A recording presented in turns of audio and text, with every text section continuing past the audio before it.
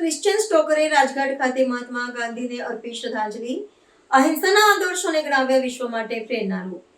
ભારતની સત્તાવાર રાજદ્વારી મુલાકાતે આવેલા ઓસ્ટ્રિયાના ચાન્સલર ક્રિશ્ચિયન સ્ટોકરે દિલ્હી સ્થિત યમુના કિનારે આવેલા રાજઘાટ ખાતે પહોંચી મહાત્મા ગાંધીને ભાવાંજલિ આપી હતી. તેમણે ગાંધીજીની સમાધિ પર પુષ્પચક્ર અર્પણ કર્યા બાદ મૌન પાળીને વિશ્વ વિભૂતિના સ્મરણ કર્યા હતા. આ પ્રસંગે ભારત સરકારના વરિષ્ઠ પ્રતિનિધિઓ અને રાજદ્વારી અધિકારીઓ ઉપસ્થિત રહ્યા હતા. વિદેશી નેતાની આ મુલાકાત ભારતની સાંસ્કૃતિક વિરાસત અને લોકતાંત્રિક મૂલ્યો પ્રત્યેના સમાનતાના પ્રતીક તરીકે જોવામાં આવે છે.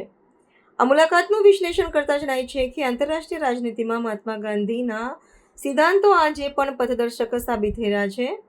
ચાન્સેલર સ્ટોકરે મુલાકાત પોથીમાં પોતાના મંતવ્યો અંકિત કરતા જણાવ્યું હતું કે વર્તમાન વૈશ્વિક સંઘર્ષોના સમયમાં ગાંધીજીનો અહિંસાનો સંદેશ સમગ્ર માનવજાત માટે અત્યંત આવશ્યક છે.